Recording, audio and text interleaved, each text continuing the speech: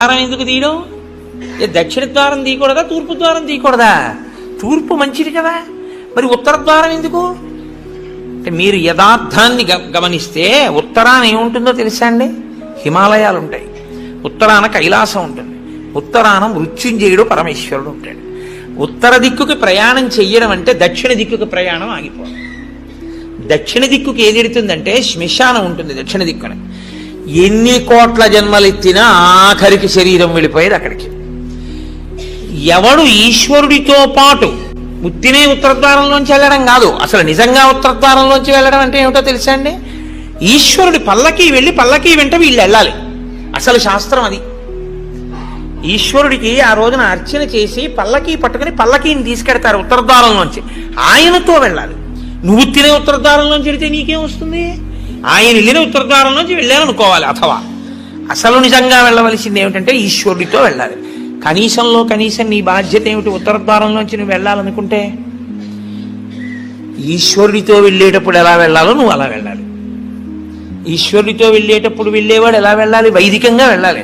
పైన చొక్కా బనీను ఏమీ లేకుండా ఉత్తరీయాన్ని మాత్రమే కప్పుకొని పంచ గోచీ పోసి కట్టుకోకుండా వెళ్ళకూడదు. గోచీ పోసి కుర్చీళ్లు పెట్టుకుని వెనక్కి దోపుకోకుండా వెడితే మహాపాపం. వేదం పటలపన్నం చెప్తోంది. కాబట్టి కుర్చీళ్లు పెట్టి గోచీ పోసి వెనక దోపి అన్నీ విప్పి ఉత్తరీయం వేసుకుని ఎవరి సంప్రదాయానుసారం వారు తిలకధారణ చెయ్యాలి. నీకు ద్వాదశనామములైతే ద్వాదశనామములు, నాకు విభూతి ధారణ ఎలా చెప్తే అలా నేను విభూతి ధారణ నేను చేసి శ్రీరంగనాథుడితో కలిసి ఆయన పల్లకీతో నేను ఉత్తర ద్వారంలోంచి మౌనంగా కానీ భగవన్నామని చెప్తూ కానీ ఆయన వెంట వెడితే నా ప్రాణోత్క్రమణం అయినప్పుడు కూడా ఆయన నన్ను అలాగే తీసుకెడతాడు. ఉదారుడై నన్ను నమ్మి, శాస్త్రం నమ్మి నాతో ఓ రోజు వచ్చాడు కాబట్టి ఇప్పుడు అలాగే తీసుకెడతానని ఉత్తర ద్వారంలోంచి తీసుకెడతాడు. ఇది ఇక ఏమీ చెయ్యలేను, నాకేమీ చేత కాదన్నవాడైనా కనీసం చెయ్యాలి. ఏమీ చేత కాని వాడన్నా చెయ్యాలి. ఈశ్వరాన్ని నాకు ఏం చేతనైనని నేను అన్నీ చేసేస్తానని ఇది మాత్రం మానేస్తాను అన్నవాడన్నా చెయ్యాలి. అందుకే శివాలయంలో ఎందుకు ఉండదో తెలుసా అండి? ఉత్తరద్వారంలోంచి వెళ్ళేది అక్కడికే కాబట్టి ఇంకా మళ్ళీ శివాలయంలో ఉత్తరద్వారం ఎందుకు? అంత శివకేశవ అభేదంగా ఉంటుంది ముక్కోటేకాదశి యథార్థమునకు. కాబట్టి ముక్కోటేకాదశి తిథి, ఏకాదశి తిథి అంత గొప్పవై ఉంటాయి. అందుకని ఉత్తరద్వార ప్రవేశం చేస్తారు. అటువంటి ముక్కోటేకాదశి తిథి నాడు మీరు భగవత్ సంబంధంగా ఏది చేసినా కూడా దేశకాలాదులను అనుసరించి కోట్ల రెట్లలో ఈశ్వరుడు దాని ఫలితాన్ని ఏర్పాటు చేసేస్తాడు. మీరు రామచంద్రమూర్తిని నించోపెట్టి పంచామృతాలతో అభిషేకం చేశారనుకోండి, 3 కోట్ల పర్యాయములు అభిషేకం చేసిన తరువాత ఆ మూర్తి ఎంత తేజస్సుతో నిలబడుతుందో అంత తేజస్సుతో నిలబడిపోతుంది అక్కడ. ఇప్పుడు ఆ వంశానికి ఆ దేవాలయానికి ఎంత శక్తి వచ్చేసిందో మీరు ఆలోచించండి. మీరు ఒక తులసిదళం పట్టుకొచ్చి శ్రీ మహావిష్ణువుకి ఇచ్చారనుకోండి, మీరు 3 కోట్ల తులసిదళాలు పట్టుకొస్తే ఏ ఫలితమో ఆ ఫలితం ఇస్తారు. 3 కోట్ల ఏకాదశుల్లో 3 కోట్ల తులసిదళాలు పట్టుకొచ్చి ఇచ్చిన ఫలితం. మీరు రేపొక్కసారి శ్రీరామ రామ రామేతి రమే రామే మనోరమే అన్నారనుకోండి, 3 కోట్ల పర్యాయములు విష్ణు సహస్రాన్ని పారాయణ చేసిన ఫలితం వేస్తారు. రేపు అన్ని 3 కోట్ల మీద వేస్తారు. రేపు మీరేమీ చేయలేదనుకోండి, 3 కోట్ల పాపాలు చేసిన ఫలితం వేస్తారు. మరి అంతే కదండి. 100 మంది పరీక్ష కడితే 30 మంది పాస్ అయ్యారని నేనంటే 70 మంది ఏమైనట్టు? ఫెయిల్ అయినట్టేగా. మరి ఏమీ చెయ్యని వాడు ఏమైనట్టు? పాపాన్ని పొందినట్టు కాదా 3 కోట్ల పాపాలని? కాబట్టి ఉత్తరద్వార దర్శనము చెయ్యాలి, ఉపవాసము చెయ్యాలి. ఇందులో ఎవరెవరు ఏ మినహాయింపులో కెడతారో మినహాయింపును అనుభవించినా తాను చెయ్యగలిగింది చెయ్యాలి. నేను ఏమీ చెయ్యలేని వాడిని అనడానికి మాత్రం నీకేమీ లేదు. నువ్వు అసలు కదలలేని వాడి అయితే ఇంట్లో కూర్చుని గోవిందనామైనా చెప్పాలి. కాబట్టి రేపొక్క రోజు ఉదయం నుంచి కనీసం రాత్రి నిద్రపోయే వరకు జాగరణ చేయకపోయినా నిద్రపోయే వరకు భగవన్నామమునందు మాత్రమే నిబద్ధుడయ్యుంటే అంతకన్నా భాగ్యం ఏముంటుంది? ముక్కోటి ఏకాదశి నాడు జరిగేటటువంటి క్రతువులలో ఒక భాగంగా ఉత్తరద్వార దర్శనము అని ఒకటి ఉంటుంది. ఇది మళ్ళీ సంప్రదాయంలో ఒక్క వైష్ణవ దేవాలయాల్లోనే. అసలు ఇంకా నేను పరమ సత్యం చెప్పవలసి వస్తే ఇది యథార్థమునకు ఒక్క శ్రీరంగ క్షేత్రమునకే సంబంధించింది. అందుకే ఉత్తరద్వారం తీయడం అన్నది ఒక్క శ్రీరంగ క్షేత్రానికే ఉంది. అసలు నిజానికి మిగిలిన క్షేత్రాల్లో ఉత్తర ద్వారాలు తీయాలనే మాటలు లేవు. కాలక్రమంలో ఏమైందంటే అందరూ శ్రీరంగ క్షేత్రానికి వెళ్ళి ఇన్ని కోట్ల మంది ఉత్తర ద్వార ప్రవేశం చేయలేరు. కాబట్టి కొంతలో కొంత ఎక్కడ ఉన్న విష్ణు క్షేత్రాన్ని అక్కడే శ్రీరంగ క్షేత్రంగా భావన చేసి రంగనాథుణ్ణి స్మరిస్తూ ఉత్తర ద్వారంలోంచి వెడతారు. ఉత్తర ద్వారంలోంచి ఆ రోజున శ్రీ మహావిష్ణువు ఏమీ చెయ్యలేనివాడు, అన్ని విధాల ఇంకా అసలు నేను ఈశ్వర ఏమీ చెయ్యలేను, నువ్వే నాకు ఆధారం, నువ్వే నన్ను తీసుకుపో అన్నవాణ్ణి ఉత్తర ద్వారం తెరిచి తనతో తీసుకుపోతాడు. ముక్కోటేకాదశి చెయ్యడం అంటే శుద్ధోపవాస ప్రథమ నిర్జలోపవాసమే. అంతకన్నా మరి నేను మినహాయింపులు ఇచ్చి చెప్పడం నా వల్ల కాదు. కానీ శాస్త్రం ఒక్కరి విషయంలో మినహాయింపించింది. శరీర కష్టం చేసుకుని బ్రతికే వాణ్ణి మాత్రం ఉపవాసం చెయ్యమని నిర్బంధించవద్దు. వాడు పడిపోతాడు స్పృహ తప్పి నీళ్ళు తాగకపోతే. కానీ అవకాశం ఉన్న వాళ్ళు మాత్రం తప్పకుండా చెయ్యవలసినదే, అంతకన్నా మార్గము లేదు. కాబట్టి శుద్ధోపవాస ప్రథమ నిర్జలోపవాసమే చెయ్యాలి. యథార్థమునకు మంచినీటి చుక్క కూడా ఇక ఏకాదశి తిథి నాడు పుచ్చుకోకూడదు. ద్వాదశి వచ్చింది ఇక నువ్వు ఉపవాసం ఉండకూడదు. ద్వాదశి తిథి యందు ఉండగా, తిథి యందు పరివ్యాప్తమై ఉండగా నువ్వు ఉపవసించి ఉండకూడదు. మళ్ళీ వ్యతిరేక ఫలితం వస్తుంది. ద్వాదశి తిథి ప్రవేశించేసింది ఇక నువ్వు పాలన చేసేయాలంతే. ఎలా పాలన చేయాలో తెలుసా అండి? ద్వాదశి తిథి ప్రవేశించేటప్పటికి నువ్వు పరిశేచనం చేసేయాలంతే. ద్వాదశి ఉదయం 6:30కు వచ్చింది అనుకోండి, మీరు 6:30 లోపల మీ భార్య గారు మీరు సంధ్యావందనం అనుష్ఠానం పూర్తి చేసే లోపల ఆవిడ మహానైవేద్యం సిద్ధం చేసి తీసుకొచ్చి ఇచ్చేయాలి. మీరు నైవేద్యం పెట్టేసి ఆ రోజు 6:30కి భోజనం చేసేయాలి. నాకు సహించదండి అనకూడదు, చేసేయడమే. ఏకాదశి వ్రతమునందు ద్వాదశి కలిసిపోయి ఉంటుంది. నేను చెప్పింది అబద్ధం అయితే అంబరీషోపాఖ్యానం అబద్ధమే, అంబరీషోపాఖ్యానం అబద్ధం అయితే వ్యాసుడే అబద్ధం. కాబట్టి నేను చెప్పింది నిజం. ఏకాదశి వ్రతం అంటే అంతే, అలాగే చేస్తాను. ఇలా కాని చెయ్యగలిగితే ముక్కోటి ఏకాదశి నాడు నీకు నేను 3 కోట్ల ఏకాదశులు చేసిన ఫలితాన్ని నీ ఖాతాలో వేసేస్తాను. ఎందుకో తెలుసా? 1 శరీరమును క్లేశపెట్టావు, 2 మనసును ఏకాగ్రతతో నిలబెట్టావు. కాబట్టి ఏం చేయాలంటే మార్చి మార్చి మార్చి మార్చి మార్చి మార్చి భగవత్ కథ యందు కూర్చోవాలి. మరి ఇక దేనికి లేవాలి? శరీర శోధన చేయడానికి, మూత్ర విసర్జన చేయడానికి లోపలికి వెళ్ళిన నీళ్లు లేవు, మల విసర్జన చేయడానికి లోపల వేసిన పదార్థం లేదు, ఇంకెందుకు లేవడం? కాబట్టి లేవక్కర్లేదు.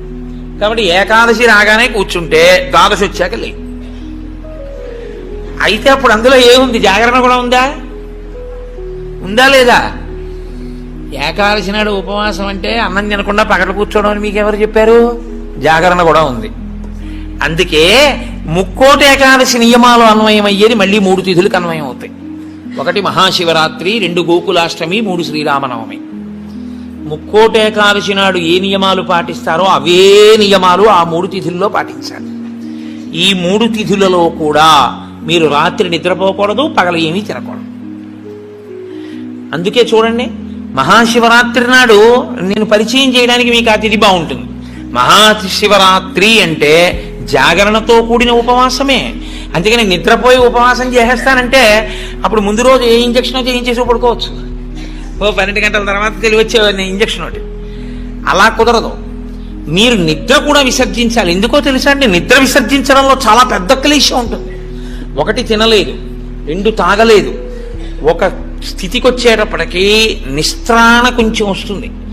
వచ్చి ఫోన్లే అలా పడుకుంటే బాగుండు, కాస్త ఉత్తరీయం వేసుకుని అనిపిస్తుంది. అలా పడుకోకూడదు.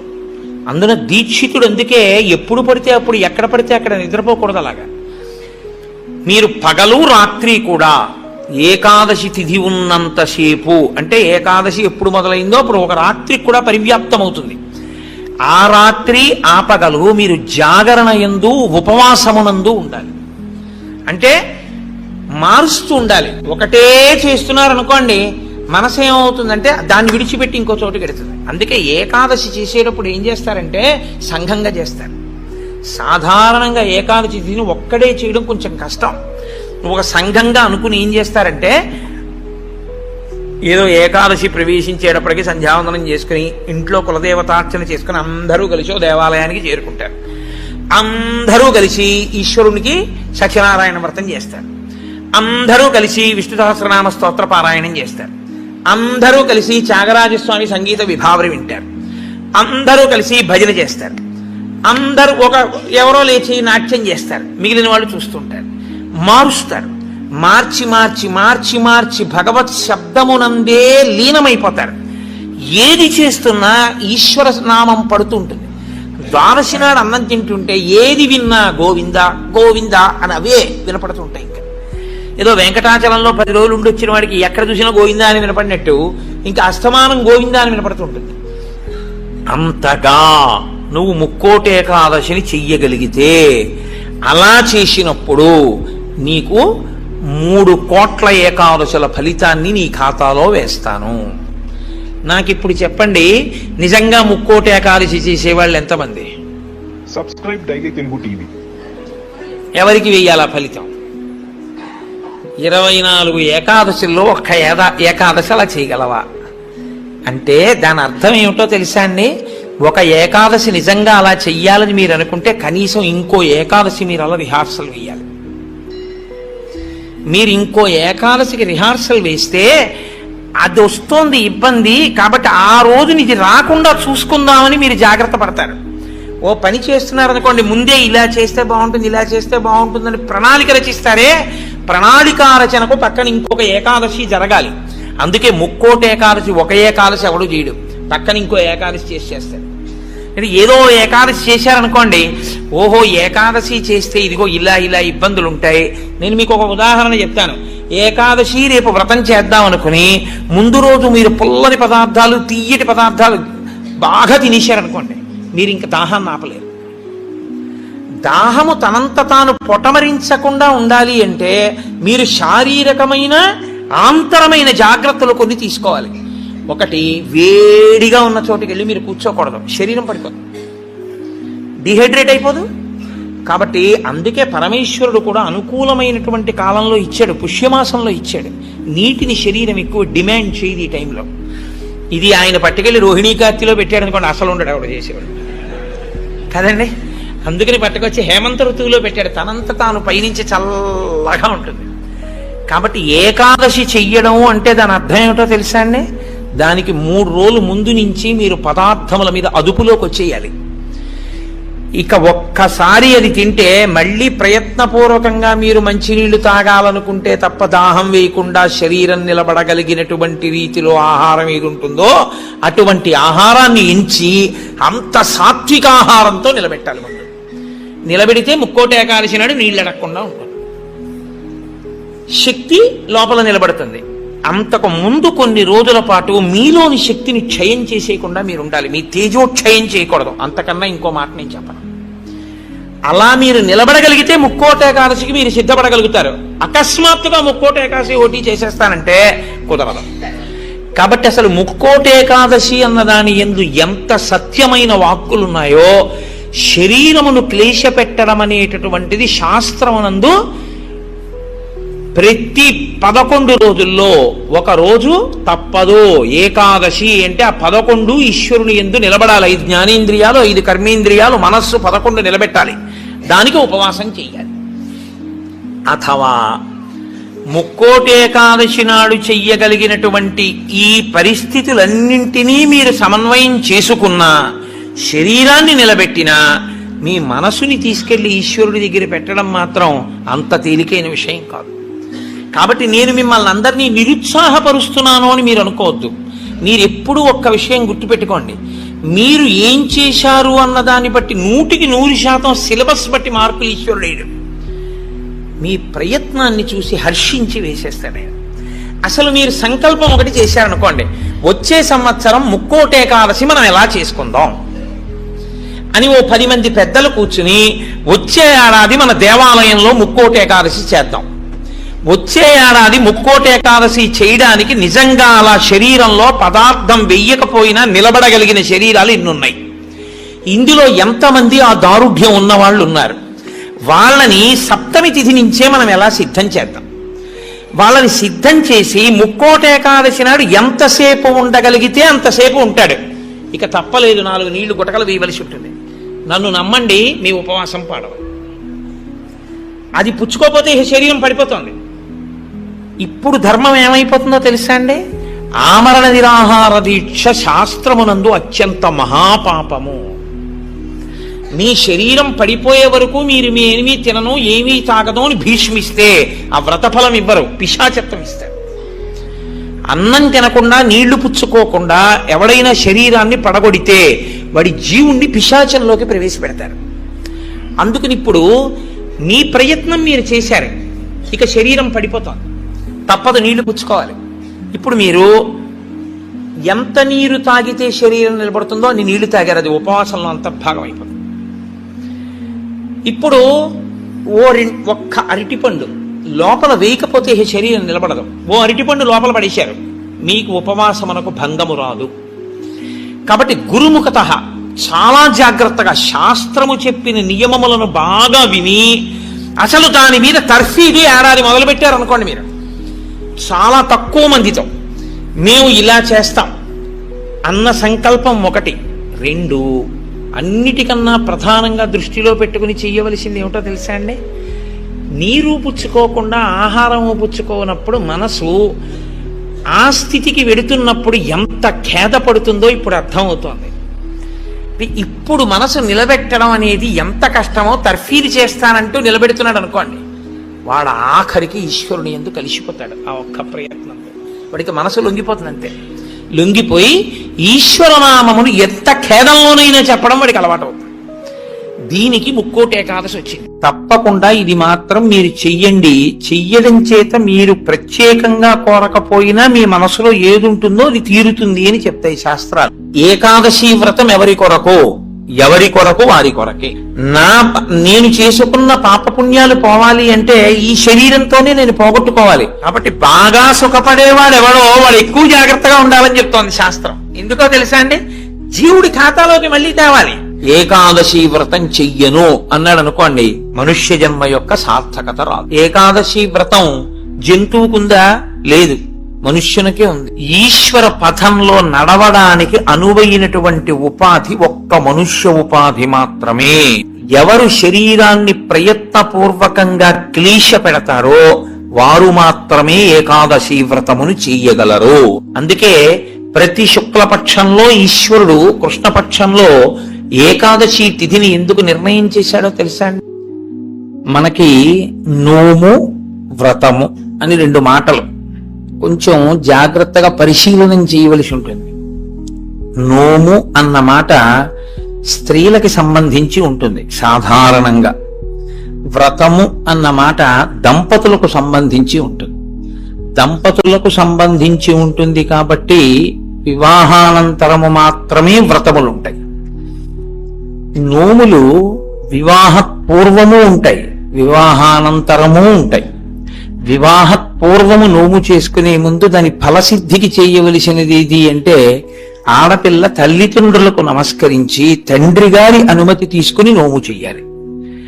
వివాహానంతరము ఆడపిల్ల నోము చేస్తే భర్త గారి పాదములకు నమస్కరించి భర్త అనుమతి తీసుకుని చెయ్యాలి. స్కాంద పురాణంలో దీని మీద ఒక పెద్ద ఆఖ్యానం ఒకటి ఉంది. ఒక వ్యక్తికి 2 భార్యలు.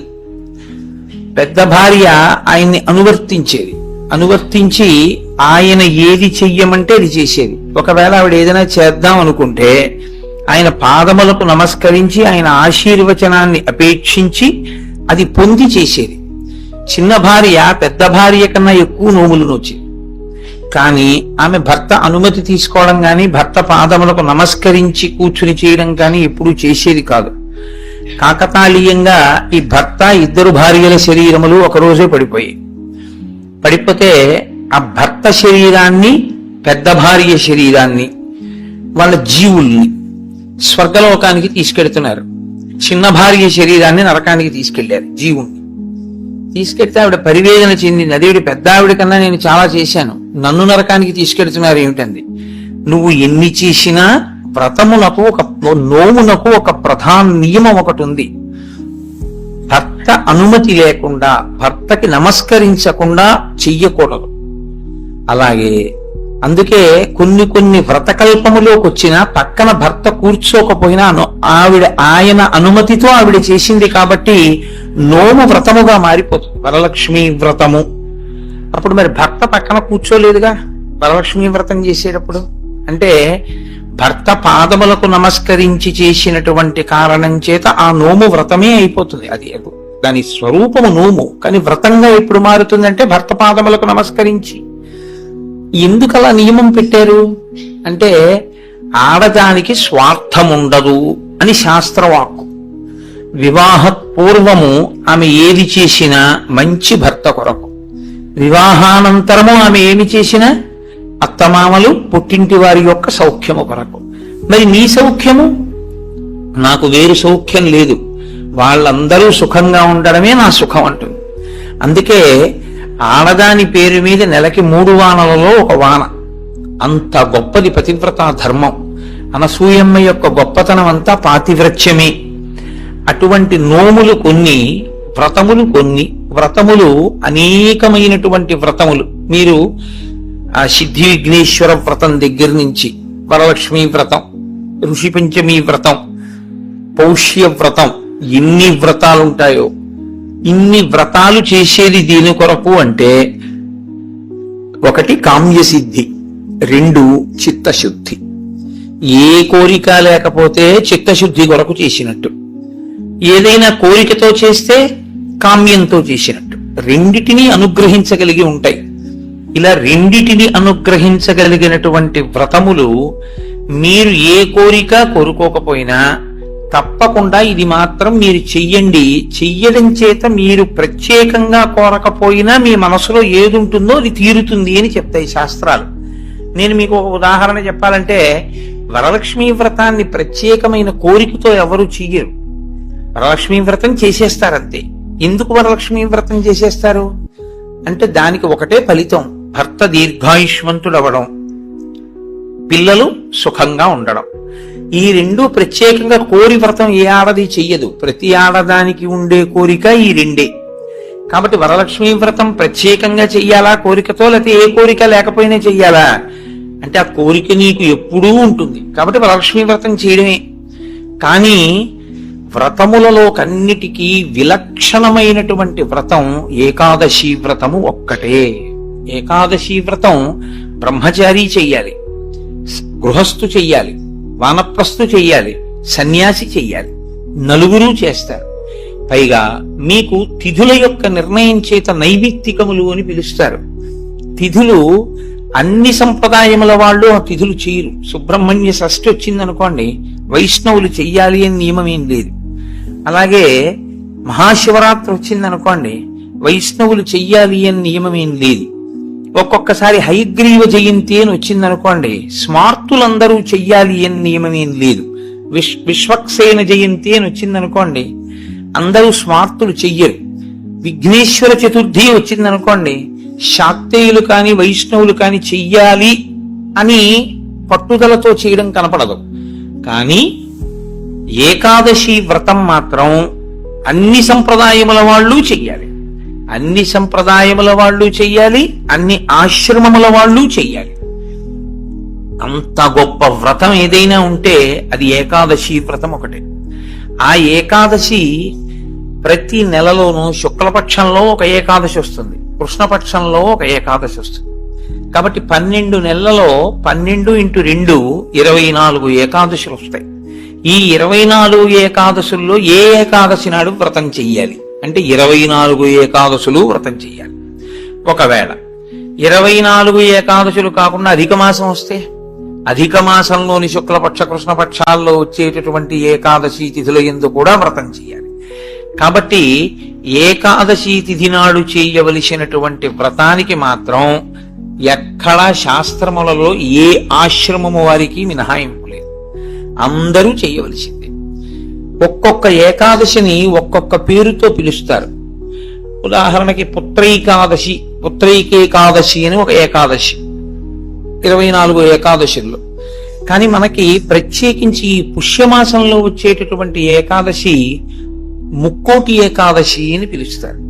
ముక్కోటి ఏకాదశి అని పిలిస్తే దాని వెనక రహస్యం ఏమిటి అసలు? ముక్కోటి ఏకాదశి అంటే 3 కోట్ల ఏకాదశి. పోని దేవతల సంఖ్య చూద్దామా, 33 కోట్లు. 3 కోట్లు కాదు. మరి ముక్కోటి ఏకాదశి అన్న పేరు అసలు ఎందుకు వచ్చింది? 3 కోట్ల ఏకాదశి అన్న పేరు రావడానికి కారణం ఏమిటి అంటే, ఏ ఏకాదశిని విడిచిపెట్టి ఉండడానికి వీలు లేనటువంటి స్థితిలో ఏ ఏకాదశి చేయకుండా జీవించేసేవాళ్ళం మనం. ఏ ఆశ్రమంలోనూ కూడా బ్రహ్మచారిగా ఉండగాను ఏకాదశి లేదు, గృహస్థుగాను ఏకాదశి లేదు. మిగిలిన 2 ఆశ్రమాల గురించి నేను మాట్లాడను, ఎందుకంటే వాటిని స్పృశించి మాట్లాడే అధికారం నాకు లేదు.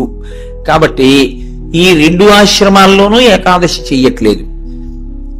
మరి అంత గొప్ప ఏకాదశి వ్రతాన్ని చెయ్యకపోతే పాడైపోతున్నాడు. కాబట్టి ఏ ఏకాదశి నాడు వ్రతం చేస్తే 3 కోట్ల ఏకాదశులు చేసినటువంటి ఫలితం వస్తుందో ఆ ఏకాదశికి ముక్కోటి ఏకాదశి అని పేరు. కాబట్టి 3 కోట్ల ఏకాదశులు చెయ్యడము అంటే ఈ ఉపాధితో ఉండగా చేసేవి 3 కోట్ల ఏకాదశులు ఒక్కనాటికి ఉండవు.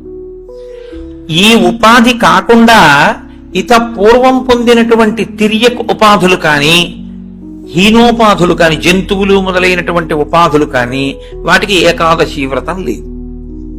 మరి 3 కోట్ల ఏకాదశులు నువ్వు చేసినట్టు అన్న ఫలితాన్ని మీకు ఎలా ఇస్తారు అంటే, ఈ శరీరంతో 3 కోట్ల ఏకాదశులు చేయడానికి కావలసిన నాళ్లు బ్రతకడానికి ఆయుర్దాయాన్ని ఈశ్వరుడు నీకు ఇస్తే, 3 కోట్ల ఏకాదశులు చెయ్యగలిగితే నిరంతరంగా ఎంత పెద్ద ఫలితం నీకు సంప్రాప్తిస్తుందో అంత పెద్ద ఫలితాన్ని ఈశ్వరుడు అనుగ్రహించి సంవత్సరంలో కనీసం ముక్కోటి ఏకాదశి చేసినటువంటి వాడి ఖాతాలో వేస్తాడు.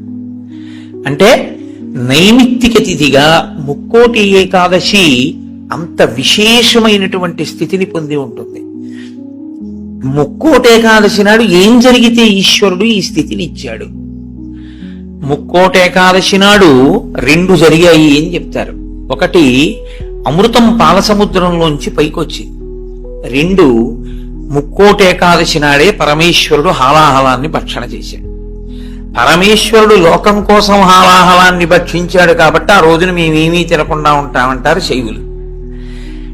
అమృతాన్ని లోకం కోసం ఉత్పాదించి మహాకూర్మంగా పాలసముద్రంలో పడుకుని తన వీపు అంత ఉరుసుకుపోతున్నా దేవతలకు అమృతోత్పాదనం చేసి వాళ్ళని కాపాడి రాక్షసుల్ని మోహిని రూపంలో నిగ్రహించాడు. కాబట్టి విష్ణు స్వరూపం కోసం మేము ఉపవాసం ఉంటున్నామంటారు వైష్ణవులు. విష్ణువు అంత గొప్ప స్థితిని పొంది దేవతలకి రాక్షసులకి అమృతాన్ని పంచేటప్పుడు రాక్షసులకు చిక్కకుండా దేవతలకి పంచడానికి కావలసిన మోహ పెట్టగలిగినంత సౌందర్యాన్ని అమ్మవారిని ఉపాసన చేసి పంచగలిగాడు. కాబట్టి అమ్మవారు ఈ అదృష్టాన్ని కల్పించింది కాబట్టి మేము ఉపవాసం ఉంటామంటారు శాక్తేయులు. అసలు ఇన్ని కార్యాలు జరిగాయి అంటే ఏ విఘ్నం లేకుండా చేసిన వాడు మా గణపతే కాబట్టి మేము ఈ రోజున ఉపవాసం ఉంటామంటారు గణాపత్యుడు. ముక్కోటి ఏకాదశి నాడు మీరు చెయ్యండి అని చెప్పవలసిన అవసరం లేకుండా అన్ని సంప్రదాయముల వాళ్ళు ఉపవాసం ఉండడానికి కారణం బాహ్యంలో అది. ఆంతరమునకు సంబంధించినంత వరకు ఏకాదశి వ్రతానికి సంబంధించి ఒక గొప్ప రహస్యాన్ని శాస్త్రం ఆవిష్కరిస్తుంది. ఈ శరీరాన్ని ఇచ్చుదండంతో పోలుస్తారు. ఇచ్చుదండము అంటే చెరుకు కర్ర. అమ్మవారి చేతిలో చెరుకు కర్ర కదు పట్టుకుంటుంది. మనకి భగవంతుడిచ్చినటువంటి చాలా గొప్ప వరం ఏమిటో తెలుసా అండి? మన ముఖం మనకి కనపడకుండా చేయడం. ఒక్క సెల్ ఫోన్ దొరికితేనే వాడు మైమరిచిపోయి 2 వీలర్ మీద సెల్ ఫోన్ చెవి దగ్గర పెట్టుకుని యాక్సిడెంట్లు చేస్తున్నాడు. ఎవడి ముఖం వాడికి కనపడింది అనుకోండి, ఇంకా ఇతరాలు ఎందుకు చూస్తాడు? వాడి ముఖం వాడు చూసుకుంటూ కూర్చుంటాడు. అద్దం దొరికింది అనుకోండి, ఎందుకంత సంతోషం? ఎవడికి వాడంత అందగాడు వాడికి లేడు. ఆ అద్దం చూసుకుంటూ మురిసిపోతుంటాడు పసిపిల్లల దగ్గర నుంచి. తన స్వరూపము, స్వ అన్న మాట వాడడం కూడా మంచిది కాదు. ఎందుకంటే శంకరాచార్యులు వారు స్వరూప అన్న మాటని వేరొక చోట వాడతారు. స్వరూపానుసంధానం భక్తిరిత్యభిధీయతే అంటారు. అందుకని తన రూపాన్ని తాను చూసుకుని మురిసిపోవడానికి ఉపకరణము దర్పణము, అద్దము. ఎప్పుడు మనకెలా ఉంటుందంటే చెరుకు కర్రకి కింద నుంచి పై వరకు మీరు ఎక్కడ కొరకండి తీపి, అలాగే మన శరీరం అంటే కింద నుంచి పై వరకు మనకి తీపి. ఈ శరీరంలో అబ్బాయి బొట్టు పెట్టుకోరా అన్నారు అనుకోండి, వాడికి బొట్టు పెట్టుకోవడానికి చిన్నతనం. బొట్టు పెట్టుకుంటే వాడి అందం అంతా ఏదో పాడైపోతుందని వాడికి ఒక భ్రాంతి, అందుకని వాడు బొట్టు పెట్టుకోడు. వాడు బొట్టు పెట్టుకోక ఏం కోల్పోతున్నాడో వాడికి తెలియదు. తెలియక బొట్టు పెట్టుకోవడానికి పెద్ద భేషజం. నిజంగా నువ్వు పెట్టుకున్న బొట్టు నీకు సాంప్రదాయికమైన సౌందర్యాన్ని, ఎంత సౌందర్యాన్ని తీసుకొస్తుందో నీకు తెలియదు. ఈశ్వరుడు పుట్టుమచ్చ తీసుకొచ్చి పెట్టుంటే ఏం చేస్తావు? పెట్టుకోరా అన్న బొట్టు మాత్రం పెట్టుకోవడానికి మనకంత కష్టం ఎందుకని? అయ్యి బాబోయ్, ఈ శరీరం యొక్క అందం ఏమైపోతుందో అని. కానీ శాస్త్రం అంటుంది, అసలు 84 లక్షల జీవరాశులలో ఈశ్వర పథంలో నడవడానికి అనువైనటువంటి ఉపాధి ఒక్క మనుష్య ఉపాధి మాత్రమే. ఏకాదశి వ్రతం జంతువుకుందా? లేదు, మనుష్యునికే ఉంది. భగవన్నామం చెప్పగలిగినటువంటి అదృష్టం ఇతర ప్రాణికుందా? ఒక్క మనుష్యుడికి ఉంది. భగవత్ పూజ చేసేటటువంటి అదృష్టం ఇతర ప్రాణికుందా? ఒక్క మనుష్యునికే ఉంది. ఇన్ని అదృష్టములు మనుష్యునకు ఉన్నా మనుష్యుడు దేని కొరకు వీటన్నిటినీ విడిచిపెడతాడు అని అడిగింది. అంటే దాన్ని చాలా గొప్ప రహస్యమైనటువంటి విధి విధానంలో కట్టడి చేసి మనిషికి భోగమునందు ఉండేటటువంటి లాలసని ఈశ్వరుడు నిరూపణం చేస్తాడు. ఉపాసన కాలమంతా దక్షిణాయనం, దక్షిణాయనం అంతా ఉపాసన, ఉత్తరాయణం అంతా తరిస్తాడు. బాగా చదువుకోవలసిన సమయంలో చదువుకున్నవాడు పరీక్షలు రాసినప్పుడు రాసి ఇంక సెలవుల్లో ఆడుకున్నట్టు. దక్షిణాయనంలో ఉపాసన చేయడానికి అడ్డొచ్చేది అంటే ప్రకృతి. ప్రకృతి బాహ్య ప్రకృతి, ఇక్కడ ఉండేటటువంటి ప్రకృతి అంటే బ్రహ్మాండ ప్రకృతి, పిండాండ ప్రకృతి. మీరు చూడండి, దక్షిణాయనం ఆషాఢమాసం దగ్గరలో ప్రారంభం అవుతుంది. ఆషాఢమాసం దగ్గర నుంచి ఇంకా మీకు వరస అన్ని ఈశ్వరోపాసనకి సంబంధించినవి. విఘ్నేశ్వర వ్రతకల్పం కానివ్వండి, లేకపోతే శ్రావణ మాసం శుక్రవారాలు కానివ్వండి, మంగళగౌరీ వ్రతం కానివ్వండి, ఆ తర్వాత వచ్చేటటువంటి శరత్కాలంలో వచ్చే దేవీ నవరాత్రులు కానివ్వండి, తదనంతరం కార్తీకం, మార్గశీర్షం, పుష్యం, మాఘం, ఇవన్నీ విశేషమైనటువంటి ఆరాధన. భగవంతుణ్ణి ఆరాధించి మిక్కుటమైన ఫలితాన్ని పొందడానికి కావలసిన తిథులన్నీ అక్కడే ఉంటాయి. కానీ ఈయన ఎందుకు లేవలేడు, ఎందుకు ప్రాతకాల స్నానం చెయ్యలేడు? ఒక్కటే కారణం, గాలి అక్కర్లేదు, ఉన్న తలుపులు వేసేస్తే చాలు. కొత్తగా ఏసీ అక్కర్లేదు, ఓ పల్చటి దుప్పటి మీద పడేసుకుంటే చాలు, చక్కగా నిద్ర పట్టేస్తుంది. తెల్లవారకట్ట లేవలేడు, సంధ్యావందనం చేయలేడు, కార్తీక సోమవారం నువ్వేమీ చేయక్కర్లేదు, స్నానం చేయలేడు, దేవాలయానికి వెళ్ళలేడు, ఉపవాసం ఉండలేడు. ఎందువల్ల ఉండలేడు అంటే బయట ప్రకృతి దీన్ని సుఖపెట్టడానికి అనువైన రీతిలో ఉంటుంది. ఆ కాలం అంతా ఉండడంలో ఏమవుతుందంటే సుఖలాలసకి అలవాటు పడి దీన్ని కష్టపెట్టడానికి ఇష్టపడడం. కానీ శాస్త్రం అంటుంది, నీకు బెల్లం కావాలి, పంచదార కావాలి, చెరుకు కర్ర ఉంటే వస్తాయి, మంచిదే. కానీ చెరుకు కర్ర ఒక్కటి అక్కడ పెట్టి నువ్వు బెల్లంగా మారు అంటే మారుతుందా? మారదు. నువ్వు పంచదారగా మారుతుందా? మారదు. కానీ బెల్లం కానీ పంచదార కానీ కావాలి అనుకున్నవాడు చెరుకు కర్రని మరలో పెట్టి తిప్పవలసి ఉంటుంది, తప్పదు. చెరుకు కర్రని మరలో పెట్టి తిప్పితే చెరుకు కర్ర పిప్పి అయిపోతుంది. ఈ మొదల నుంచి ఆ చివరి వరకు పిప్పి చేస్తూ ఇట్నుంచి అటు తిప్పేస్తే చెరుకు కర్ర అంతా పిప్పి అయిపోయిన తర్వాత అందులో ఉన్న తీయటి రసం అంతా కారిపోతుంది. ఇప్పుడు అలా కారిపోయిన రసం ఏదుందో అదే బెల్లం అవుతుంది, అదే పంచదార అవుతుంది, పంచామృతాల్లో ఒకటవుతుంది. ఈశ్వరుడికి నివేదన చేసే పదార్థంలో పంచదార వేసి ఉండకూడదు, బెల్లం వేసి ఉండాలి. కాబట్టి నివేదనకి బెల్లం అవుతుంది, పంచామృతాల్లో అభిషేకానికి పంచదార అవుతుంది. ఈ రెండుగా మారేది ఆ చెరుకు కర్రలోంచి. కానీ చెరుకు కర్ర నలగనంత కాలం పంచదార బెల్లం రావు. చెరుకు కర్రే కారణమైనా నేను నలగను అని చెరుకు కర్ర అందనుకోండి, పంచదార బెల్లం రాదు. ఏకాదశి వ్రతం చెయ్యను అన్నాడు అనుకోండి, మనుష్య జన్మ యొక్క సార్థకత రాదు. కాబట్టి ఏకాదశి వ్రతం ఎవరి కొరకు వారి కొరకే. ఈ వ్రతం మాత్రం నా భార్య కొరకు నా పిల్లల కొరకు కాదు. నా భార్య చేస్తే నా కొరకు దాని బిడ్డల కొరకు కాదు. నేను చేస్తే నా కొరకు, నా భార్య చేస్తే తన కొరకు, నా పిల్లలు చేస్తే వారి కొరకు. ఇది ఎవరు చేస్తారో కేవలం వారి కొరకు. ఏ చెరుకు కర్ర నలిగిందో అది పంచదార బెల్లంగా మారుతుంది. ఆ చెరుకు కర్ర నలిగింది కదండి, నేను నలగాల అని నిలబడిన చెరుకు కర్ర పంచదార బెల్లంగా మారలేదు. అలాగే ఎవరు శరీరాన్ని ప్రయత్నపూర్వకంగా క్లేశ పెడతారో వారు మాత్రమే ఏకాదశి వ్రతమును చెయ్యగలరు. క్లేశము అనుభవించడానికి ఇష్టము లేనివారు ఏకాదశి వ్రతము చెయ్యలేరు. అందుకే ప్రతి శుక్లపక్షంలో ఈశ్వరుడు కృష్ణపక్షంలో ఏకాదశి తిథిని ఎందుకు నిర్ణయం చేశాడో తెలుసా అండి? ఒక్కటే కారణం. మనకి ఏకాదశి అన్న మాటకి 11 అని అర్థం. ఏకాదశి 11 అయితే క్లేశ పెట్టడము అన్న మాటకున్న అర్థం ఏమిటంటే, మీరు ఏమీ చెయ్యొద్దు, ఇలాగే కూర్చోండి, ఒక్క 4 గంటలు లేవద్దు, ఇలా కూర్చోండి అన్నాను అనుకోండి. ఇది పెద్ద కష్టమే ఉందండి అనిపిస్తుంది ముందు. కానీ ఓ అరగంట అయ్యాక బోల్డ్ అని పనులు ఉన్నాయి, ఏమిటో ఇలా కూర్చోబెట్టాడు, ఉత్తినే ఇలా కూర్చోవడం వల్ల ఎన్ని పనులు పోతున్నాయి, కూర్చోవడం ఏమిటి అనిపిస్తుంది. ఓ గంట పోయాక నాకేమీ అక్కర్లేదు కానీ కాస్త ఈ కాలు తీసి ఈ కాలు పైకి ఎత్తనిస్తే చాలు అనిపిస్తుంది. కూర్చోలేడు.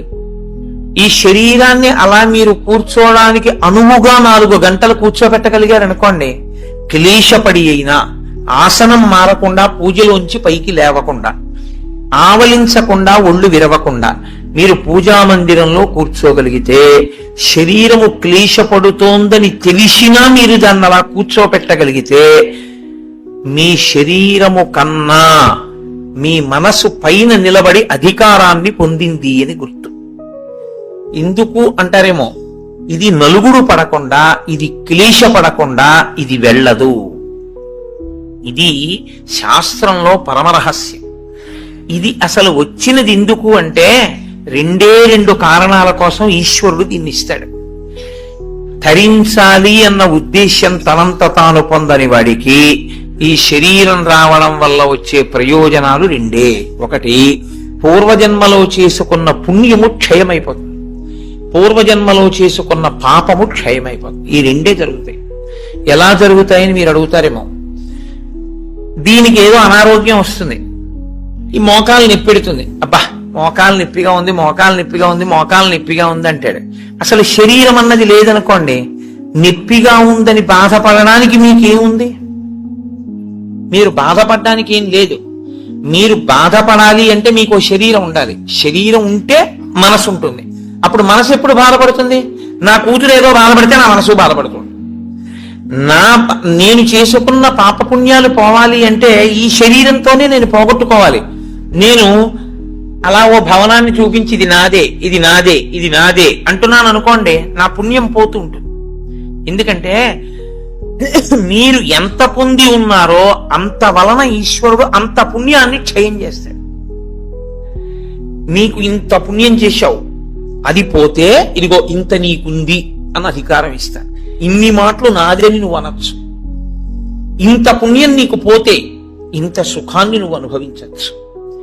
అందరూ ఒకడు కష్టపడి నడిచెడుతున్నాడు, అంతకన్నా ఒకడు సైకిల్ మీద ఎడుతున్నాడు, అంతకన్నా తేలిగ్గా ఒకడు స్కూటర్ మీద ఎడుతున్నాడు, అంతకన్నా తేలిగ్గా ఒకడు కారు మీద ఎడుతున్నాడు, ఇంకా తేలిగ్గా ఒకడు కబుర్లు చెప్పుకుంటూ రైల్లో వెడుతున్నాడు, ఏసీలో, ఇంకా తేలిగ్గా గంటలో ఒకడు విమానంలో వెడుతున్నాడు.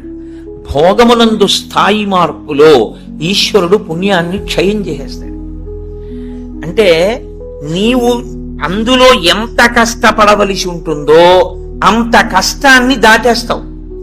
ఓ 1000 కిలోమీటర్లు ప్రయాణం చెయ్యవలసి వస్తే, నిజంగానూ పాదచారి అయి నడవవలసి వస్తే పడవలసిన క్లేశాన్ని 2 గంటల్లో సీట్లో కూర్చుని ఏసీలో పేపర్ చదువుకుని వెళ్ళిపోయావు. వెళ్ళిపోవడం వరకు బానే ఉంటుంది, వెళ్ళిపోయిన కారణం చేత నీ పుణ్యం క్షయమైపోయింది. నిన్ను విమానంలో పంపించానా లేదా 2000 కిలోమీటర్లు? ఉత్తినే వెళ్ళావా? డబ్బు ఇచ్చాను కాబట్టి టికెట్ కొనుక్కున్నావు. డబ్బు ఎక్కడి నుంచి వచ్చింది అనుకుంటున్నావు? చేసిన పుణ్యం పోతే వచ్చింది. కాబట్టి ఇప్పుడు ఈశ్వరుడు పుణ్యాన్ని తగ్గిస్తాడు. పుణ్యాన్ని తగ్గిస్తూ ఐశ్వర్యమునిచ్చి క్షయం చేసేస్తాడు భోగంగా. మీరు అనుభవించకపోయినా నాదని పోగొట్టేస్తాడు. నాది అంటూ ఉండడం వల్ల పోతూ ఉంటుంది. ఇప్పుడు పెద్ద ప్రారంధం ఎక్కడొస్తుందంటే గత జన్మలలో చేసిన పుణ్యం క్షయం అయిపోయి వారసుడికి ఆస్తిగా వెళ్ళిపోతుంది. మీరు కొంచెం జాగ్రత్తగా నేను చెప్పే తర్కాన్ని పట్టుకోవాలి. ఓ 1,00,000 రూపాయలు కష్టపడి కష్టపడి కష్టపడి కష్టపడి కష్టపడి దాచాడు. ఇదంతా నాది నాది నాది, నేనెవరికి ఇవ్వనన్నాడు. వెళ్ళిపోయాడు. ఎవరికి వెళుతుంది అది? కొడుక్కో కూతురుకో వెళ్ళిపోతుంది. ఇప్పుడు 1,00,000 రూపాయలు మిగిలింది అంటే ఆయన పుణ్యం ఏమైంది? పోయింది. జీవుడి పుణ్యం. 1,00,000 రూపాయలు ఏమైపోయింది? వారసుడికి వెళ్ళిపోయింది. జీవుడు ఏమైపోయాడు? దరిద్రుడైపోయాడు. శాస్త్రం అంటుంది నిజంగా నీది నువ్వే అనుభవించాలనుకుంటే మార్గం ఏమిటో తెలుసా? దాన్ని దానం చేయడమే. దానం చేస్తే నీకు పుణ్యం అయిపోయి మళ్ళీ నీ దగ్గర పడిపోతుంది వచ్చి. మళ్ళీ నువ్వు జీవుడిగా ఇంకొక శరీరంలోకి వెళ్ళినప్పుడు నీతో పాటే ఆ పుణ్యం వస్తుంది. వచ్చి మళ్ళీ నువ్వు భోగం అనుభవించడానికి పుణ్యం అడ్డొస్తుంది. నువ్వు ఇక్కడ విడిచిపెట్టి అక్కడ శరీరాన్ని విడిచిపెట్టేశావు. శరీరం విడిచిపెట్టిన ఉత్తర క్షణంలో ఇంక జీవుడికి సంబంధం లేదు, దానికి సంబంధించింది వేరే శరీరంలోకి వెళ్ళిపోతాడు. అక్కడ సుఖాన్ని అనుభవించడం, దుఃఖాన్ని అనుభవించడానికి మళ్ళీ నీ పాప పుణ్యములే లెక్క. ఏది ఏం పెట్టి అనుభవింపజేయాలి?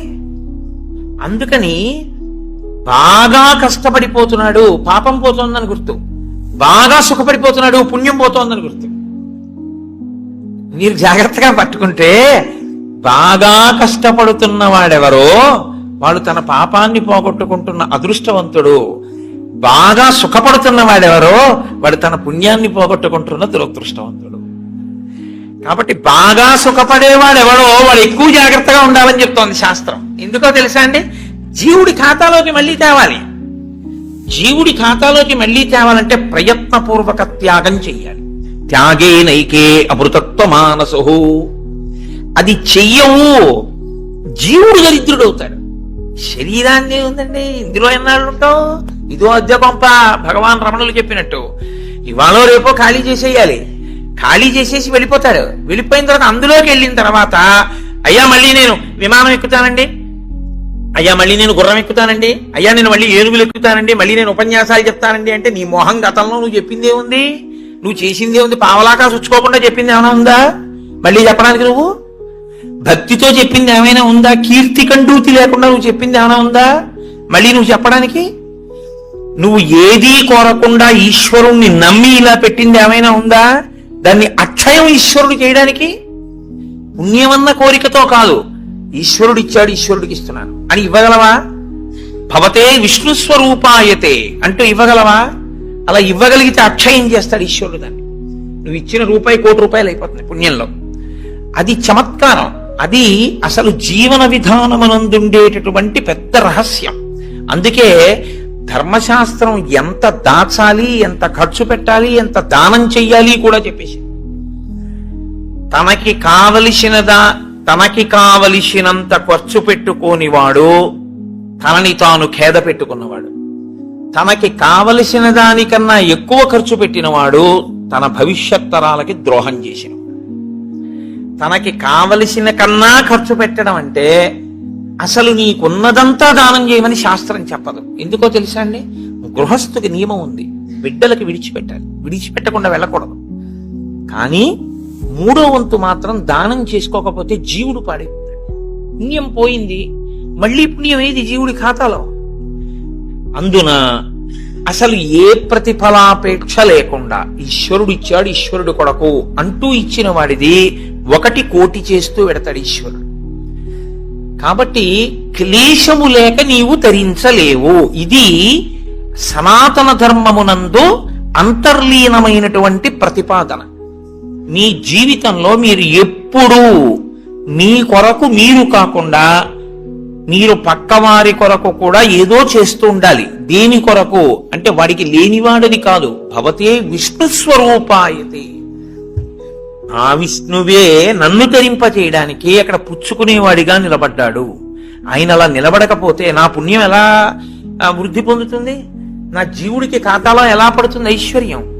కాబట్టి విష్ణువే వచ్చి లేనివాడిగా నించుని నా దగ్గర పుచ్చుకుంటున్నాడు. అందుకే ఇచ్చేవాడు పుచ్చుకునేవాడికి నమస్కారం అందుకు చేస్తారు సనాతన ధర్మంలో. అందుకే పుచ్చుకున్నవాడు ఇచ్చిన వాడికి చేయడు, ఇచ్చినవాడు పుచ్చుకున్నవాడికి నమస్కారం చేస్తాడు. ఇక్కడి ఐశ్వర్యం భవిష్యత్ జన్మలలో ఐశ్వర్యంగా మార్పు చేయడానికి ఆయన ఉపకరణంగా నిలబడ్డాడు. కాబట్టి ఇప్పుడు అసలు శరీరమును క్లేశ పెట్టకుండా నీవు తరించలేవు. ఇందులో మొదటి మెట్టు ఎక్కడ వరకు? పునర్జన్మ సిద్ధాంతమును అంగీకరించినప్పుడు జీవుడు మళ్ళీ శరీరాన్ని తీసుకుంటే అన్న దగ్గర నువ్వు ఏదో ఒకటి చెయ్యాలి. ఏమండి నా దగ్గర అంత డబ్బు లేదు, ఈశ్వరుడి పల్లకి మొయ్యి.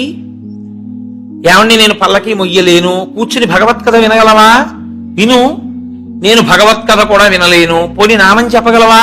చెప్పు. నేను నామం కూడా చెప్పలేను పైకి, పోని నోట్లో అనుకోగలవా? అనుకో. స్మరణం, మనసుతో ఈశ్వరుణ్ణి స్మరించగలవా? స్మరించు. నువ్వు ఏది చేసినా పుణ్యమే. నువ్వు ఈశ్వరుడితో ఎలాగైనా దగ్గరి సంబంధాన్ని పెట్టుకుంటే నువ్వు నిచ్చెన ఎక్కుతున్నవాడివే. ఇందులో మళ్ళీ 2 మార్గాలు ఉంటాయి. మొదటి మార్గము ఉత్తర జన్మల యందు జీవుణ్ణి సుసంపన్నుణ్ణి చేసుకోవడం. ఎందుకో తెలుసా అండి? ఉత్తరాయణంలో వెళ్ళిపోయాడు అంటారు. ఉత్తరాయణంలో వెళ్ళిపోయాడు అంటే దక్షిణాయనంలో వెళ్ళిపోయిన వాడు నిర్భాగ్యుడు అని కాదు దాని అర్థం. ఉత్తరాయణంలో వెళ్ళిపోయిన వాడు అంటే ఏంటంటే చేసుకోవలసిందంతా చేసుకుని వెళ్ళిపోయిన వాడు అని. దక్షిణాయనంలో చేసుకోవలసిందంతా చేసేసుకున్నవాడు ఉత్తరాయణంలో పెడతారు కదండి. అంటే చేసుకోవలసిన పుణ్యం అంతా చేసేసుకున్నవాడు దక్షిణాయనంలో వెళ్ళినా ఒకటే, ఉత్తరాయణంలో వెళ్ళినా ఒకటే. ఇప్పుడు ఈ చేసుకునే పుణ్యం 2 కింద విభాగం చేస్తాడు ఈశ్వరుడు. ఒకటి మళ్ళీ వచ్చే జన్మకి పెట్టుబడిగా నువ్వు వాడుకోవలసింది. 2 అసలు జన్మే అక్కర్లేదని ఈశ్వరుడితో కలిసిపోవలసింది. ఈ రెండిటిలో నీకు ఇంకా వచ్చే జన్మలో కూడా ఏదో వెలగబెట్టేద్దామన్న కోరికుంటే మొదటి మార్గం. అసలు నేను అలా వెలగబెట్టేద్దామన్న కోరిక నాకు లేదు, మహాప్రభో మళ్ళీ నాకు ఈ ధర్మశాస్త్రాలు ఈ సూక్ష్మాలు తెలుస్తాయో తెలియవో, కొంపతీసా జన్మలో మళ్ళీ నేను అన్ని దాచుకుని వెళ్ళిపోతే అప్పుడు ఏమైపోవాలి జీవుడు? నాకు అది వద్దు ఇది వద్దు, నాకు అది సున్నైపోవాలి ఇది సున్నైపోవాలి. పాపము పుణ్యము 2 ఉండకూడదు నాకు. ఇప్పుడు పాపము లేదు పుణ్యము లేదు. ఇప్పుడు 2 లేనప్పుడు ఈ శరీరం ఎందుకు అనుభవించడానికి? పాపానుభవానికి శరీరం, పుణ్యానుభవానికి శరీరం. పాపానుభవం లేదు పుణ్యానుభవం లేదు, ఇంక ఈ శరీరం ఎందుకు నీకు? కాబట్టి ఇవ్వడు ఈశ్వరుడు. ఈశ్వరుడు ఇవ్వకుండా ఉండాలి అంటే పాపమును పుణ్యమును కాల్చాలి. పాపమును పుణ్యమును కాల్చడానికి నీకెంత పాపం ఉందో నీకు తెలుసా? నీకెంత పుణ్యం ఉందో నీకు తెలుసా? తెలియదు.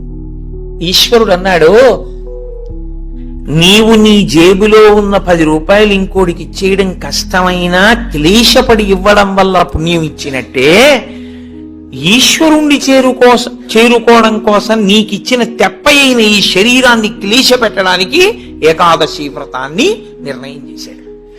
ఏకాదశి వ్రతం చాలా గంభీరమైన వ్రతం. అందుకే లోకంలో పెద్దలు ఏం చెప్తారంటే, స్వామి పుష్కరిణీ స్నానం, సద్గురోహపాద సేవనం, ఏకాదశి వ్రతం చాపి త్రయం అత్యంత దుర్లభం. ఈ 3 చెయ్యలేరు అని చెప్తారు. ఎందుకు చెయ్యలేరు? స్వామి పుష్కరిణీ స్నానం అక్కడికి వెడతాడు, ఆనందనిలయం చుట్టూ 100 మార్లు తిరుగుతాడు, కానీ పుష్కరిణిలో స్నానం చేద్దామన్న ఊహవాడికి రానే రాదు. సద్గురోహ పాద సేవనం, సద్గురువు పాదములు పట్టుకునే అవకాశం ఇవ్వడు. ఎందుకు ఇవ్వడు? ఒక్కటే కారణం, నాకు అసలు కాళ్ళ నొప్పులే ఉండవంటాడు. ఆయన అసలు కాళ్ళు పెట్టించుకోవడం ఆయన జన్మాంతరంలో ఆయన చేయడు. కాబట్టి అసలు గురువు గారి కాళ్ళు బట్టి అదృష్టం నీకు ఎప్పుడు వస్తుంది? నువ్వు ఆయన కాళ్ళు నెప్పెడితే కదా నువ్వు వెళ్ళి పట్టుకోవడానికి. కాబట్టి ఆయన కాళ్ళు పట్టుకునే అదృష్టం ఉండదు. సద్గురోహ పాదసేవనం. ఏకాదశి వ్రతం చాపి, ఏకాదశి వ్రతము చెయ్యలేడు. ఎందుకు చెయ్యలేడో తెలుసా అండి? మీరు అంగీకరించినా అంగీకరించకపోయినా శాస్త్రీయమైన వేదప్రోక్తమైన ఋషిప్రోక్తమైన ఒక పెద్ద రహస్యాన్ని మీకు ఇప్పుడు చెప్తా. ఏకాదశి వ్రతం ఎందుకు కష్టం? మీ అబ్బాయికి ఉద్యోగం వస్తుంది, సత్యనారాయణ వ్రతం చెయ్యి, చేస్తాడు.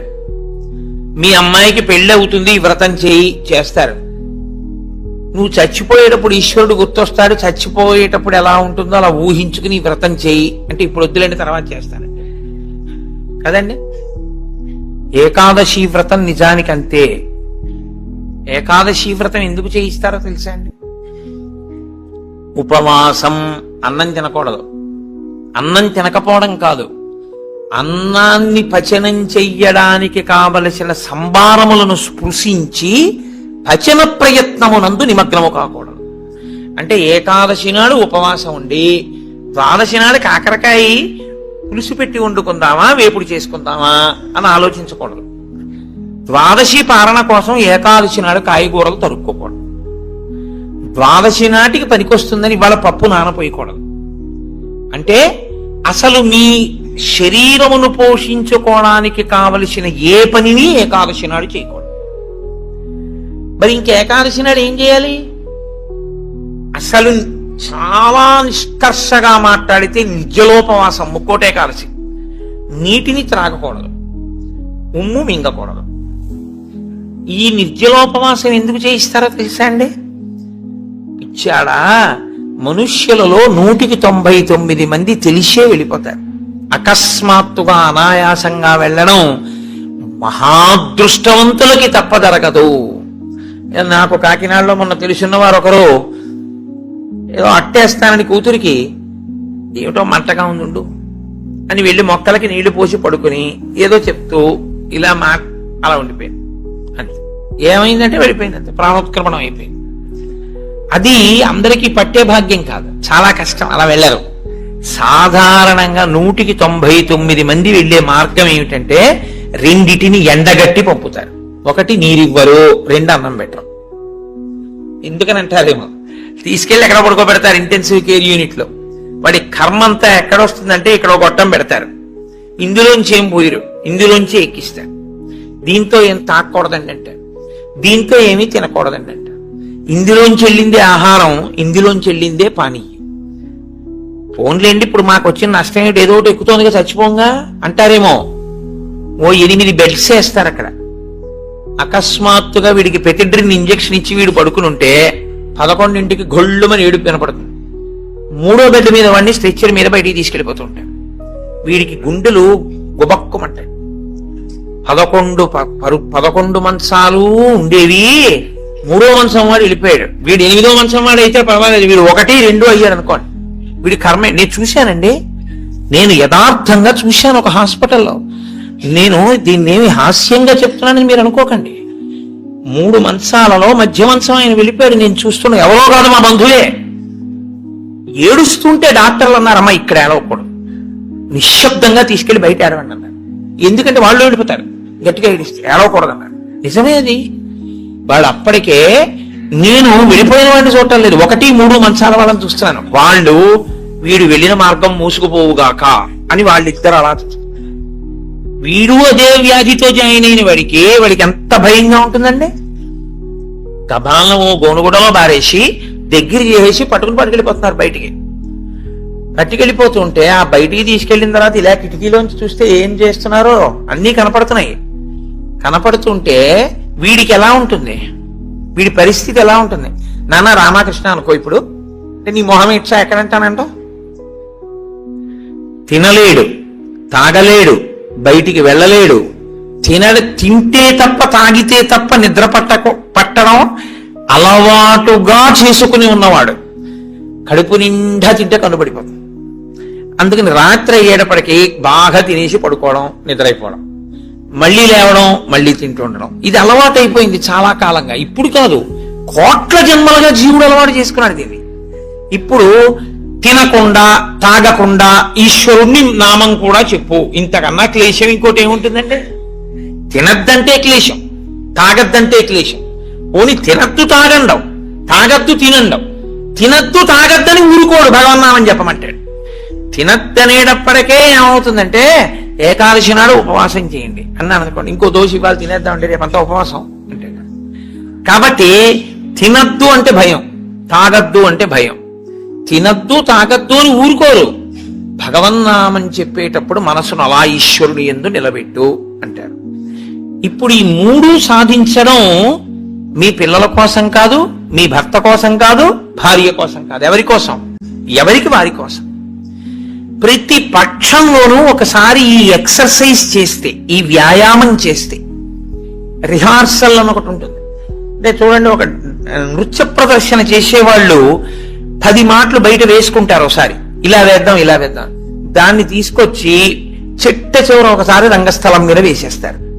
అలాగే ప్రతి పక్షంలోనూ ఒకసారి రిహార్సల్ వేస్తాడు, వెళ్ళిపోయేటటువంటి పద్ధతిని ఊహ చేస్తాడు.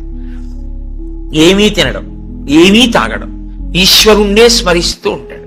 ఇప్పుడు ఇది క్లేశపడిపోతూ ఉంటుంది, మనసుని మాత్రం ఈశ్వరుని ఎందే పెట్టుంచుతాడు. ఇది బాగా అలవాటైపోయింది.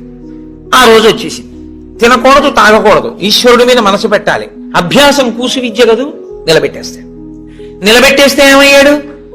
ఆఖరి ఊపిరిలో కూడా ఆయన పేరు చెప్తూ వెళ్ళిపోతాడు. మరి డాక్టర్లు ఉన్నారు కదండి అని మీరు అనొచ్చు, 1,000,000 మంది వైద్యులు కూడి వచ్చినా కానీ మరణమయ్యే వ్యాధి మాంపలేరు.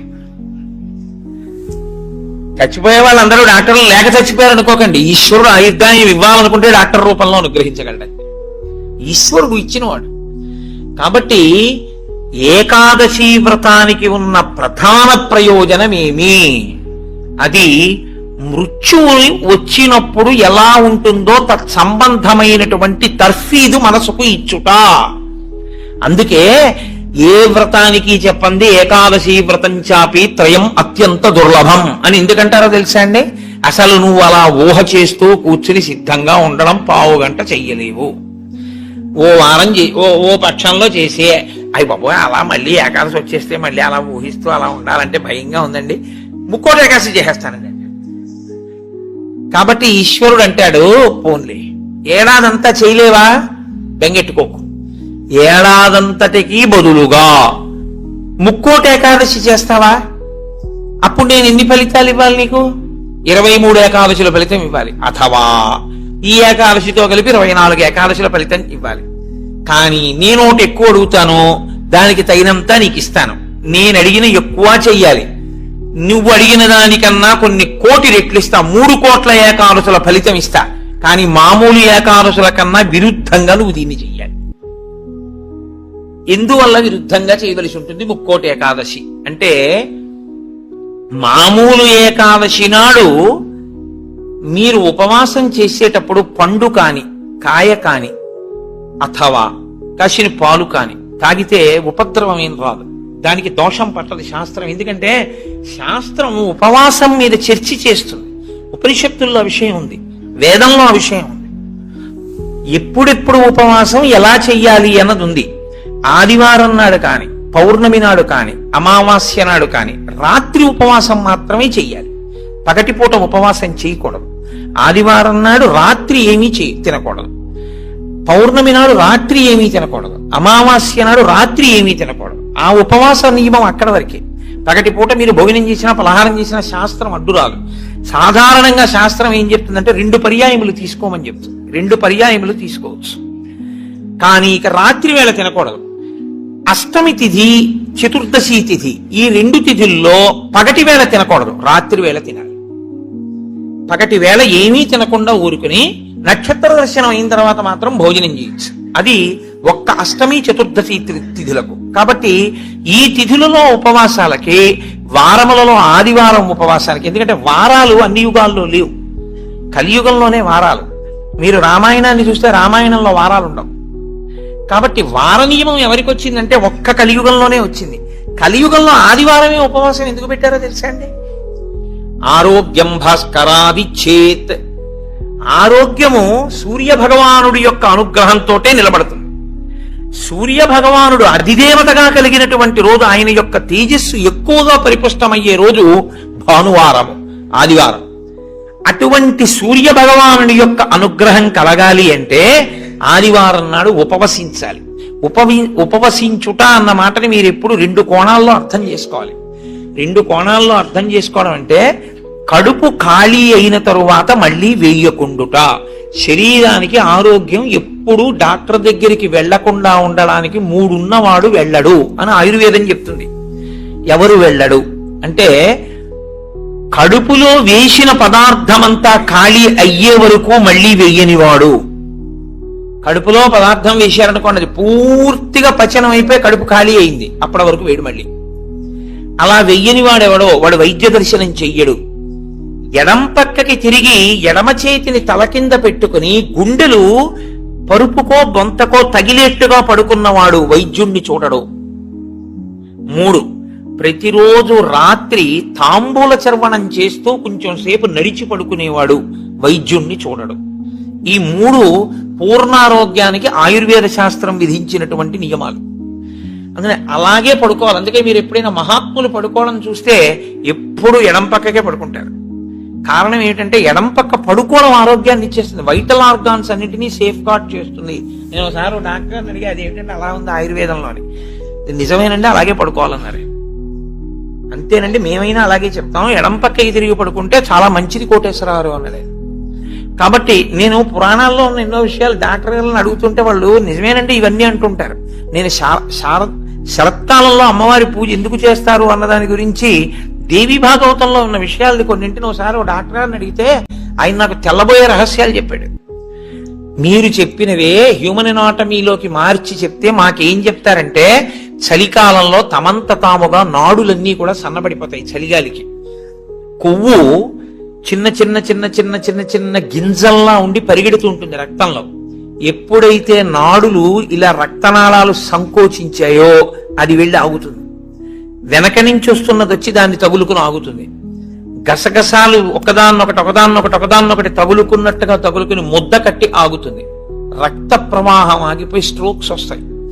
చలికాలంలో స్ట్రోక్స్ వస్తాయి కాబట్టి అలా రాకుండా ఉండడానికి దేవీ నవరాత్రులు చేయిస్తారు. దేవీ నవరాత్రుల్లో మృత్యుదంస్త్ర బయటికి వస్తుందని చెప్పడానికి కారణం అది అని నేను ఒకసారి దేవీ భాగవతం శ్లోకాలు మా ఇంటికి వచ్చిన డాక్టర్ గారికి చూపిస్తే యథార్థంగా మాకు వైద్యం చెప్పినప్పుడు దీన్ని ఇంగ్లీష్ లో ఇలా చెప్పారండి, దాన్ని ఆ రోజు ఋషులు ఇలా చెప్పారన్నమాట అని ఆయన తెల్లబోయాడు. కాబట్టి మన ఋషులు అద్భుతంగా దాన్ని అన్వయం చేసి తీసుకొచ్చి చూపిస్తారు. కడుపులో పదార్థము పూర్తిగా అయిపోయేంత వరకు మళ్ళీ పదార్థం అందులో వెయ్యకూడదు. మీరు ప్రతిరోజు అలా వేస్తూ పెడుతున్నారు అనుకోండి, మళ్ళీ అది కడుపు ఖాళీ అవగానే మళ్ళీ వేశారు. మళ్ళీ అందులోంచి రసాయనాలు ఊరాలి, అది మళ్ళీ తిరుగుతూ ఉండాలి. మీ ప్రయత్నం లేకుండా ఎప్పుడూ తిరుగుతూ మీ ప్రయత్నం లేకుండా ఆగిపోయేటటువంటి స్పందనలు శరీరంలో ఈశ్వరాధీనములై కొన్ని ఉంటాయి. వాటిని మీరు అసలు ఆపలేరు. ఊపిరితిత్తి, గుండె ఇలాంటివి మీరు ఆపు అని అడగను లేరు. నువ్వు విశ్రాంతి తీసుకోన్నా ఆగను. ప్రయత్నపూర్వకంగా మిగిలిన వాటి ఆరోగ్యం కోసం ఒక దాన్ని ఆపమని చెప్పింది శాస్త్రం. దేన్ని ఆపాలి అంటే కడుపులో ఉన్న కండరముల యొక్క కదలికకి విశ్రాంతినిమ్మని చెప్పింది. కడుపులో ఉన్న కండరములకు విశ్రాంతిని ఎవరిస్తారో అటువంటి వారి ఆరోగ్యము బాగుంటుంది. కడుపులో ఉన్న కండరముల కదలిక ఎప్పుడు ఆగుతుందంటే దాని లోపల పదార్థమును వేయడం ఆపితే ఆగుతుంది. అందుకని ఏం చేస్తారంటే ఉపవాసము అన్న పేరుతో లోపల పదార్థం వెయ్యరు. వేయకపోతే ఏమవుతుందంటే కండరములు కదలవు. కండరములు కదలకపోతే కంటికి కడుపుకి దగ్గర సంబంధం. కడుపు నిండకపోతే, కడుపు ఖాళీగా ఉంటే కనురెప్ప పడదు. కనురెప్ప పడకపోతే మీరు ఈశ్వరుడి యందు దృష్టి నిలబెట్టి ఈశ్వరుడి యొక్క ఆరాధన చెయ్యగలరు. కాబట్టి ఉపవాసం అన్న దాంట్లో అన్నం తినకుండా ఉండడం అనేటటువంటిది ప్రధానమైన నియమము. దీనికి మినహాయింపిచ్చి ఎట్టి పరిస్థితుల్లో చెయ్యకూడని వాళ్ళని ఇద్దరిని చెప్పింది శాస్త్రం. 8 ఏళ్లకు ముందున్నవాడు 80 ఏళ్లు దాటినవాడు ఉపవాసం చేయరాదు జీవితం. ఈ ఇద్దరికి నిషేధం. 8 ఏళ్లు కింద ఉన్న వయస్సు, 80 ఏళ్లు పూర్తయిన వాళ్ళు ఉపవాసం చేస్తే పాపం, వాళ్ళు చేయకూడదు. ఎందుకని అంటే వాళ్ళ శరీరం అంగీకరించి అందులోకి పదార్థాన్ని వేయకపోతే ఒప్పుకోదు. 3వ మినహాయింపు ఒకరికి ఇచ్చింది. కడుపులోకి పదార్థం వెయ్యకపోవడమే విషంగా మారిపోయి శరీరాన్ని పడగొట్టగలిగిన వ్యాధి ఏదైనా సంక్రమించి ఉంటే, అంటే ఒక షుగర్ పేషెంట్ అనుకోండి, ఆయన అలా ఉండిపోయాడు అనుకోండి, ఫాస్టింగ్ లో పడిపోతుంది, కోమాలోకి వెళ్ళిపోతాడు. అప్పుడు ఆయన పదార్థాన్ని శరీరం నిలబెట్టుకోవడానికి కావలసినంత పదార్థాన్ని లోపలికి పంపినా ఆయన ఉపవాసం చేసిన వాడే. మీరు ఎప్పుడు ఒకటి గుర్తుపెట్టుకోవాలి, శాస్త్రం ఎప్పుడు మాట్లాడినా చాలా ఉదారంగా మాట్లాడదు. శాస్త్రము కఠినంగా అసలు ఎప్పుడు ప్రవర్తించదు. అలా చెయ్యలేరు మీరు.